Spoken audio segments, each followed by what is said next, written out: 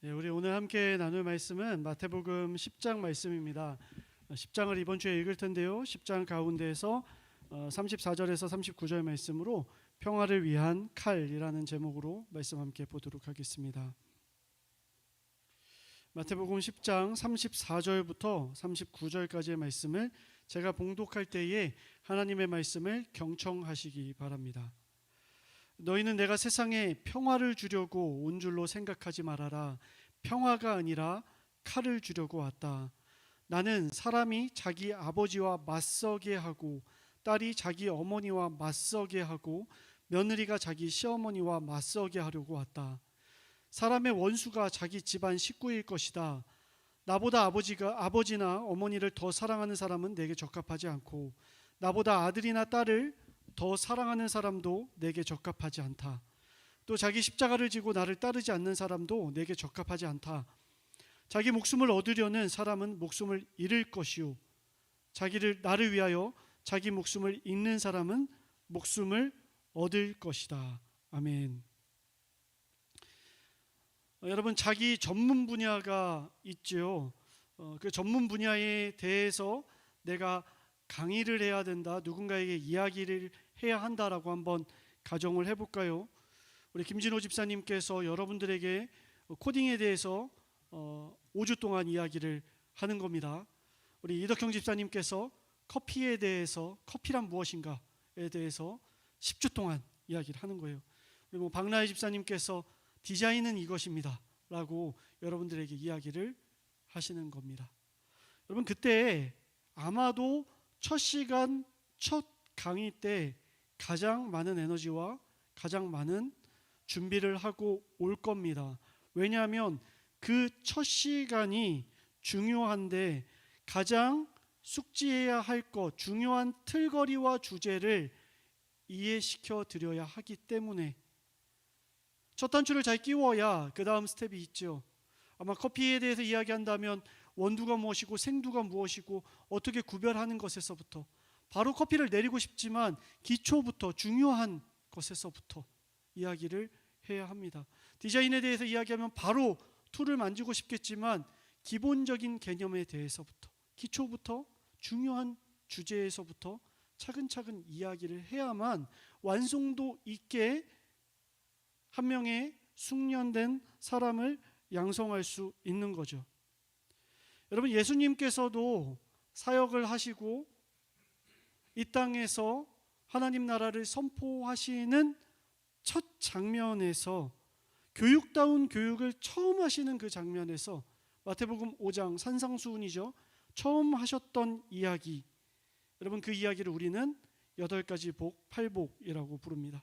핵심, 틀, 하나님 나라의 기초라고 할 수 있는 8가지 진리에 대해서 예수님께서 이야기하시는 겁니다. 그래서 팔복이 그만큼 중요해요. 그거를 세상에서는 역설적으로 이야기하는 거를 거꾸로 뒤집어서 이게 정상이다, 이게 원래 하나님 나라이고 너의 창조의 본연의 모습이다 라고 하면서 말씀을 하십니다. 그 중에 한 부분만 볼까요? 마태복음 5장 9절이죠. 평화를 이루는 사람은 복이 있다. 전쟁과 불화의 이야기가 날로 날로 퍼져가는 세상 가운데 너희는 평화를 이루어야 하는 사람이다. 내 마음의 분노와 절제되지 못하는 마음과 성내고자 하는 마음 가운데 너희는 평화를 이야기해야 된다. 그러면 비로소 하나님의 아들, 자녀라고 불림받게 될 것이다 라고 명확하게 이야기를 하고 있습니다. 여러분, 예수님께서 이 땅에 오신 이유 바로 이것이죠. 참된 평화를 선물하시기 위하여서, 자기 사람들에게, 자기 자녀들에게 진리인 평화를 선물하기 위해서. 그럼 반박할 수 없는 하나의 구절을 더 보도록 할까요? 마태복음 5장 43절에서부터 45절입니다. 내 이웃을 사랑하고 내 원수를 미워하여라 하고 말한 것을 너희는 율법 가운데 들었다. 그러나 나는 너희에게 말한다. 너희의 원수를 사랑하고 너희를 박해하고 너희를 이간질하는 사람들, 너희를 힘들게 하고 어렵게 하는 사람들을 위하여서 기도하여라. 그래야만, 뒤가 중요합니다, 너희가 뭐가 된다? 똑같습니다. 하나님의 자녀, 아들이 될 것이다, 딸이 될 것이다 라고 말씀하십니다. 여러분, 하나님 나라를 살아간다는 사람들은 평화를 어디까지 지켜야 되느냐? 우리끼리 서로 사랑할 수 있는 사람들끼리, 틀거리 안에 있는 사람들끼리가 아니라 원수를 사랑하고 박해하는 사람들까지도 기도해 줄 수 있는 수준까지 평화를 이뤄내는, 마찬가지죠. 그래야 하나님의 자녀가 될 것이다. 마지막 한 군데 볼까요? 여러분, 예수님께서 제자들을 가르치시고요, 또 자신이 8장과 9장에서 놀라운 사역을 보여주셨어요. 귀신을 쫓아내시고 아픈 자를 치료하시고 실제로 보여주셨습니다. 중풍병자, 죽은 자도 살려내시는 놀라운 기적을 보여주셨죠. 그 다음에 제자들을 파송하십니다. 너희도 가서 내가 한 것처럼 해라. 일종의 실습입니다. 너희가 세상을 살아갈 거인데, 하나님 나라의 작은 예수들로 살아갈 건데 너희 실습해봐라 하면서 파송하세요. 그러면서 이방인의 고을로 가지 말고 유대인들에게 가서 한번 해봐라 라고 하면서 매뉴얼을 주시는데, 그 매뉴얼이 바로 10장 12절이죠. 너희가 그 집에 들어갈 때에 뭐래라? 평화를 빈다고 인사하여라. 샬롬, 평강하기를 바랍니다. 평안하기를 바랍니다. 이 집에 에이렌의 평화가 있기를 바랍니다. 당신의 하는 일과 생각과 마음과 뜻 가운데, 특별히 하나님을 대면하는 그 일 가운데에 만사 형통하시기를 간절히 바랍니다. 우리가 서로를 위해 기도하는 것처럼 불특정 다수에게 다가가서, 그가 원수일 수도 있습니다. 그에게 다가갔을 때 우리가 해야 되는 거, 평화. 그때 어떻게 된다? 하나님의 자녀라 불림받고, 또 세상에서 저 사람들은 하나님의 사람들이다라고 인정을 받을 것이다 라고 성경이 분명히 이야기를 하고 있죠. 3번이나 이야기를 했습니다. 근데 오늘 반전이 일어납니다. 너희는 내가 세상에 평화를 주러 온 줄로 생각하지 말라라고 완전히 뒤집는 말씀을 하십니다. 평화가 아니라 그냥 가만히 있는 거, 숨어 있는 거, 침묵하는 것도 아니죠. 칼, 내가 너희들 손에 칼을 쥐어주려고 왔다라고 이야기합니다. 평화에 대해서 실컷 강론하셨어요. 그런데 자신의 말을 뒤집으십니다.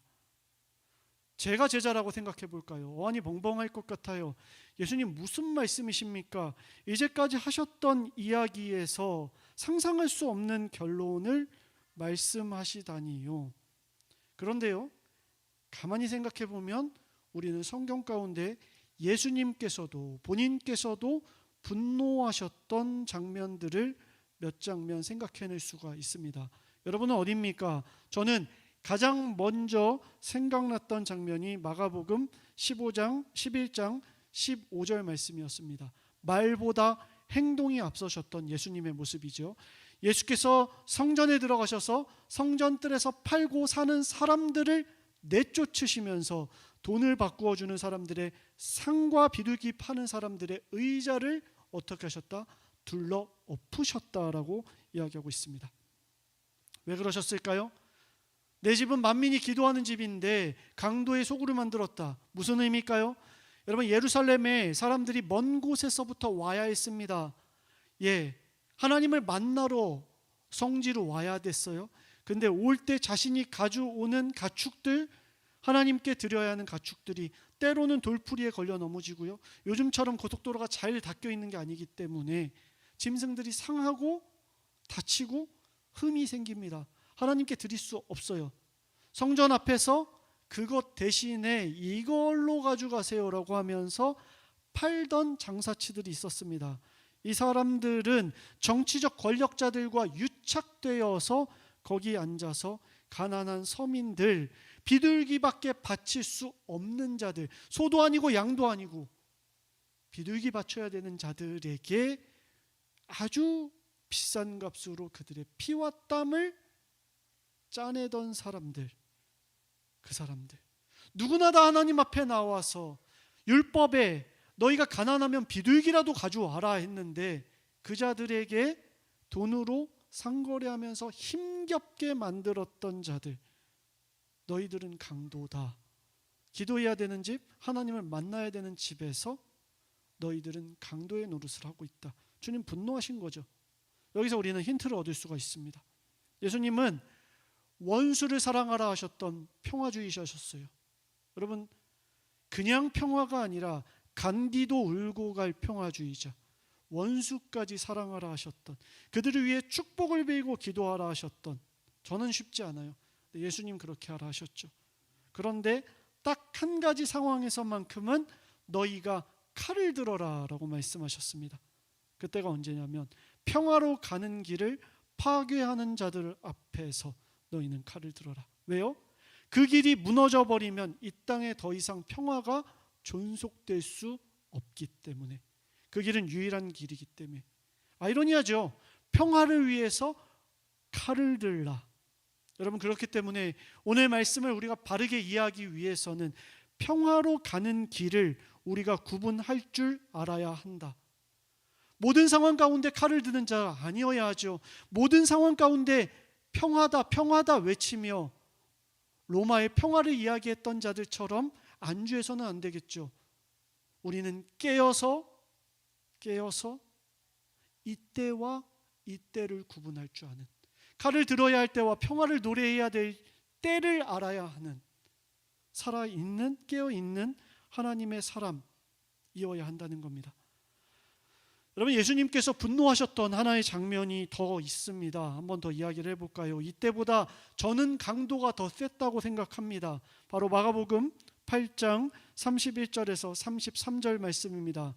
그리고 예수께서는 인자가, 다니엘서에 나오는 하나님 우편에 보좌에 앉은 그 인자가, 메시아, 신과 같은 존재, 지난주에 얘기했던 그 인자가 반드시 영광의 자리에 앉기 전에 많은 고난을 받고 배척을 받고 심지어 죽임을 당하고 나서야, 고난받는 메시아의 말씀이 성취된 후에 사흘 후에 살아나서 너희들에게 구원의 길을, 평화의 길을 열어낼 거다. 그러자, 그렇게 가르치기 시작하시자 베드로가 이야기하죠. 예수를 바짝 잡아당기고 그에게 항의하였다. 여러분, 이 행동 뭐냐면요, 옷 잡고 흔든 겁니다. 스승을 흔든 거예요. 말도 안 되는 소리입니다. 무슨 소리입니까? 예수님 정신 차리십시오 라고 얘기한 거예요. 그러자 예수님께서 말씀하시죠. 베드로를 꾸짖으며 사탄아 내 뒤로 물러가라 라고 이야기합니다. 사탄아 내 뒤로 물러가라. 여러분, 예수님이 얼마나 외로우셨을까 저는 가끔 생각을 합니다. 지금은 많은 사람들의 추앙을 받고 있죠. 물론 그 중에 진정한 예배자를 찾기 힘든 때라 하고는 있지만, 그럼에도 불구하고 많은 이들이 예수님을 사랑하고 따라갑니다. 그러나 이때 예수님은 너무나도 외로우셨겠죠. 길을 걸어가시면서. 그런데 처음으로 마음 나눌 자를 찾은 거예요. 바로 제자들입니다. 이 녀석들은 내 마음 알아주겠지, 이 녀석들은 내 뜻과 함께 해주겠지. 그 중에 제일 믿을 만한 녀석이 하나 있었는데요, 베드로입니다. 적극적이고 활발하고 반응도 잘해줍니다. 그래서 예수님께서 결심하십니다. 처음으로 길 위에서 내가 내 마음, 진리를, 하나님의 뜻을 너희들에게 보여줄게. 내 일기장을 열어 보일게. 너희가 내 마음을 공감해주면 나는 십자가로 가는 길이 외롭지 않을 것 같아 라는 마음으로 이야기합니다. 내가 고난당하고 배척당하고 죽임당할 거야. 하지만 말씀대로 부활하게 될 거야. 너무 걱정하지는 마 라고 이야기하면 제자들이 눈물을 흘리면서 예수님을 안아줄 거라 생각했죠. 그런데 예수님이 나는 부활할 거야, 그 영광의 메시아의 모습을 이야기하기 전에 고난의 메시아의 모습을 얘기했을 때 베드로는 예수님을 잡아당기며 흔들며 얘기합니다. 훗날 말이 씨가 된다는 말이 나올 겁니다. 말 그렇게 하지 마십시오. 사람들이 당신에게 혹 그렇게 얘기한다 하더라도 흔들리지 마십시오. 영광의 자리에 앉아야지 어디 메시아께서 그렇게 힘없는 말씀하십니까? 정색하면서 이야기했을 겁니다. 그때 예수님께서 다시 이야기하시죠. 사탄아 물러가라. 여러분, 이 말 쉬울 것 같으세요? 한번 묵상해 보세요. 누군가가 여러분한테 사탄이라고 이야기해요. 사탄아! 얘기해요. 느껴보시라고 제가 간접적으로 웃으면서 얘기합니다. 여러분, 기분 어떨 것 같아요? 그 사람과 계속 교회할 수 있겠어요? 그 사람과 계속 관계 맺으면서 살아갈 수 있겠어요? 제가 여러분한테 사탄이라고 이야기하면 여러분 저랑 같이 저녁 시간에 모여서 치킨도 먹고 그렇게 할 수 있으시겠어요? 쉽지 않습니다. 감정이 상하거든요. 뭘 할 수가 없어요. 여러분 한번 생각해 보세요. 예수님이 그 정도 계산 못 하셨을까요? 아셨을 거예요. 계산하셨을 거예요. 제일 믿을 만한 제자를 나는 오늘 잃어버릴 수도 있다. 제일 믿을 만한 녀석이 나를 떠나갈 수도 있다. 성경의 많은 부분이 어그러질 수도 있다라는 불안감. 여러분 그런 상상을 합니다. 그러나 예수님은 그 두려움 가운데에서도, 사람을 잃어버릴 것 같은 두려움 가운데서도 자신의 말한 것을 삶으로 살아냅니다. 바로 이것이죠. 나는 사람이 자기 아버지와 맞서게 하고, 딸이 자기 어머니와 맞서게 하고, 며느리가 자기 시어머니와 맞서게 하려고 왔다. 베드로는요, 예수님께 아버지, 어머니, 시어머니, 딸, 아들, 조카, 그 모든 것이었어요. 가족이었다고요. 우리가 흔하게 얘기하는 형제, 자매, 피로 맺은 존재였어요. 어쩌면 가장 기대하고 기댈 수 있는 제자였다고요. 그런데 그 베드로한테 칼을 듭니다. 왜요? 베드로가 평화의 길, 이 땅에 임해야 하는 하나님의 길을 회파하려고 나섰기 때문에 그 순간 베드로는요, 원수가 된 겁니다. 여러분 베드로의 삶의 열매가 어떻게 맺혀집니까? 예수님이 끌려가신 자리에서 그렇게 믿음이 강직할 것 같았던 베드로는 이야기합니다. 나는 예수님 모릅니다. 나는 예수라는 작자를 모릅니다. 여러분 성경에 저주하며 라고 적혀 있습니다. 예수님을 저주하면서 나는 그런 존재, 그런 사람 모릅니다 라고 이야기합니다. 비참한 결과죠. 어디 고개 들고 다닐 수 있겠습니까? 그런데요, 부활하신 예수님께서 그물질하고 있는 그 베드로를 찾아오셔서 아침을 차려주십니다. 빵을 주시고요, 생선을 구워주십니다. 따뜻하게 말씀하시죠. 여러분 저는 여기서 베드로야 안 하고 요한의 아들 시몬아 이렇게 부르는 게 참 따뜻하더라고요. 시몬아, 네가 이 사람들보다 나를 더 사랑하니? 물어보십니다. 주님 아시잖아요. 제가 주님 사랑하는 거 아시잖아요. 베드로야, 시몬아, 너 나를 사랑하니? 주님 아시잖아요. 3번 물어보십니다. 시몬아, 너 다른 사람들보다 나를 더 사랑하니? 여러분 심플하게 이렇게 대답하면 돼요. 네, 주님 사랑합니다. 우리 찬양할 때처럼 주님 사랑해요, 주님 사랑해요 이렇게 얘기하면 끝나요? 근데 베드로가 뭐라고 대답해요? 주님 아십니다 라고 얘기합니다. 돌려 얘기해요. 저는 이 부분 읽으면서 베드로의 마음이 제 마음과 똑같았어요. 베드로 이런 심정 아니었을까? 땡 틀렸어 라고 천국에서 나중에 베드로가 얘기하더라도 저는 같을 것 같아요. 주님 아십니다. 3번 물어봤을 때요, 성경에 이렇게 적혀 있어요. 3번이나 물어보시니 그 물음 앞에 불안해서 라고 이야기합니다. 불안해서. 가만히 생각해 보니까 저도 인철아 너 나 사랑하니? 이 질문이 불안해요. 어렸을 때는요, 너 나 사랑하니? 예 주님 이렇게 손들 수 있었어요. 근데 나이 들고 나니까 자신이 없어요. 주님 아시잖아요? 이게 저희의 최선의 대답이 돼버렸어요. 3번 물어오시면 베드로처럼 대답할 것 같아요. 불안한 마음으로 주님 아시잖아요. 주님을 부인하고 주님을 거절하고 저주했던 그런 저의 행적들이 지난주에도 있었거든요. 알게 모르게 생각으로 행동으로 주님을 무시했던, 더 사랑하지 못했던 지난주의 기억들이 저에게 남아있거든요. 차라리 주님께서 인철아 너 나 믿니? 그거는 편할 것 같아요. 예 주님 저 믿습니다. 믿습니다 라고 얘기할 수 있을 것 같아요. 근데 왜 물론이죠 이렇게 얘기하면 되는데 왜 저 힘들게, 베드로 힘들게 네가 나를 사랑하니? 다른 것보다 더 사랑하니? 이 질문이 지난 며칠간 저에게는 제 마음속에 가시와 같았어요. 그 이유를 10장 37절에서 찾아봤습니다. 나보다 아버지와 어머니를 더 사랑한 사람은 적합하지가 않다. 나보다 아들, 딸을 더 사랑하는 사람은 평화의 기준에서 너가 평화의 깃발을 흔들거나 칼을 들어야 될 때를 구분하지 못할 거야. 회파하는 자리에 설 확률이 너무나도 높아. 베드로처럼 될 수 있다고. 내가 보여줬던 것처럼 내 사랑하는 가장 사랑하는 제자에게도 사탄아 물러가라라고 할 수 있는 용기를 가질 수 있는 유일한 방법은 하나님을 세상 그 무엇보다 사랑하는 것 그것밖에는 없단다. 그래서 너에게 물어본다. 너 나를 다른 무엇보다 사랑하니? 그 기준이 명확하니? 예수님이 이렇게 말씀하셨어요. 나는 길이고 진리고 생명이다. 어디로 가는 길이요? 평화로 가는 길. 하나님의 은혜와 은총을 이 땅 가운데 펼칠 수 있는 길. 여러분 잘 아시다시피 저 길이라는 단어 앞에 정관사가 붙습니다. 정관사가 붙으면 여러분 어떤 의미인지 아시죠? 유일한 길이다. 오직 한 길이다. 원웨이다. 평화로 갈 수 있는 유일한 길. 그러니 다른 것보다 더 나를 사랑해야 된다. 그래야만 이 땅에 완전한 평화, 너희 가정과 너희 부부와 아니 너 자신에게 진정한 평화를 이룰 수 있는 유일한 길은 나를 사랑하는 것 밖에는 다른 길이 없기 때문에 내가 이렇게 이야기한다. 진리의 길을 나와 함께 걸어가지 않겠니? 그러면 하나님을 다른 것보다 더 사랑하지 않으면 안 된다.